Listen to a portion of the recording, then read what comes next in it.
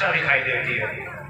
राज्यों की भाषा, महाराष्ट्र की भाषा मराठी, छत्तीसगढ़ की छत्तीसगढ़ी, या यहाँ की भोजपुरी, बिहार की भोजपुरी, गुजरात की गुजराती, पंजाब की पंजाबी। लेकिन इतनी सारी भाषाओं के साथ साथ आदिवासी संस्कृति की भी अपनी भाषा है, वो भी एक अपनी संस्कृति है। उन भाषाओं को जिन्हें हम मुख्य धारा की भाषाएं मानते हैं, वो लोग समझ नहीं पाते और इसीलिए उसको गौण मानते हैं। लेकिन वो सबसे प्राचीन भाषा यदि यहाँ की कोई है तो आदिवासी भाषा है। इससे पहले कोई भी दूसरी भाषा जन्म ले चुकी हो। और उन भाषाओं को लिखने के लिए लिपियों का निर्माण किया गया।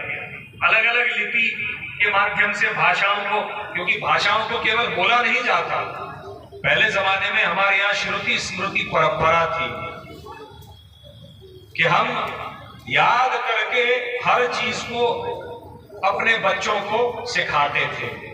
लेकिन एक समय ऐसा आया जब जो कुछ लिखा हुआ ज्ञान है, जो हमारा ज्ञात स्मरण में ज्ञान है, उसको लिखने की आवश्यकता महसूस हुई।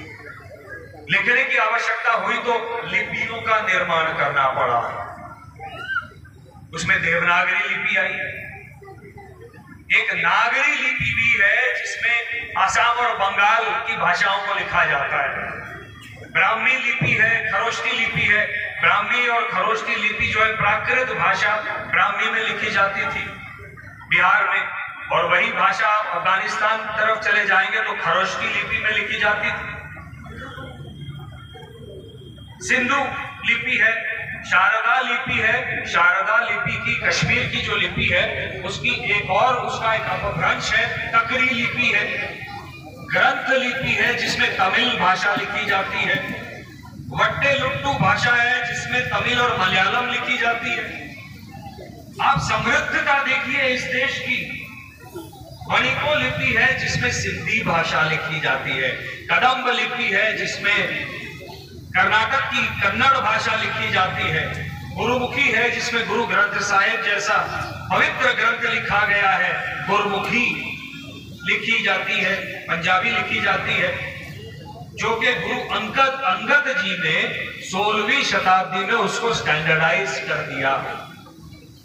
तमिल ब्राह्मिल एक लिपि है जिसको तमिली कहते हैं। महाजनी लिपि है जो मारवाड़ी समाज के जो गणित होते हैं ना, कि पैसा कितना आया, पैसा कितना गया, उसको लिखने के लिपि को महाजनी लिपि कहा जाता था। आज इनमें से कई सारी लिपियां जो है लुप्त हैं, लेकिन मैं आपके सामने इस संस्कृति के वो सारे पहलू रखने वाला हूं ताकि हम सब गर्व महसूस करें कि ये भारतीय संस्कृति और सभ्यता कितनी समृद्ध है और हमेशा से रही है।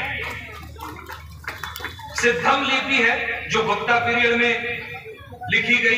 तिब्बतन लिपि है जो तिब्बत, सिक्किम और लद्दाख में जब हम जाते हैं तो वहां की सारी भाषाओं को तिब्बतन लिपि में लिखा जाता है, मुल्तानी में लिखी जाती है। और इस सबसे पहले जब मनुष्य अक्षर नहीं जानता था तो चित्रों के माध्यम से अपने आप को व्यक्त करता था। वो भी अपने आप में एक लिपि है जो मध्य प्रदेश के भीमबेटका में जो केव पेंटिंग्स हैं उसमें दिखाई देती है। और उन भीमबेटका के पेंटिंग्स को, उसका आविष्कार, उसका शोध करने का कार्य किसने किया? सम्माननीय हमारे संस्कार भारती के हरिभाऊ वाकणकर जी, जो कि संस्थापक रहे हैं संस्कार भारती के। इस देश में 4 वेद हैं, हम सब जानते हैं। कौन कौन से वेद हैं? कोई बताएगा मुझे? कौन से 4 वेद हैं? कौन से 4 वेद हैं?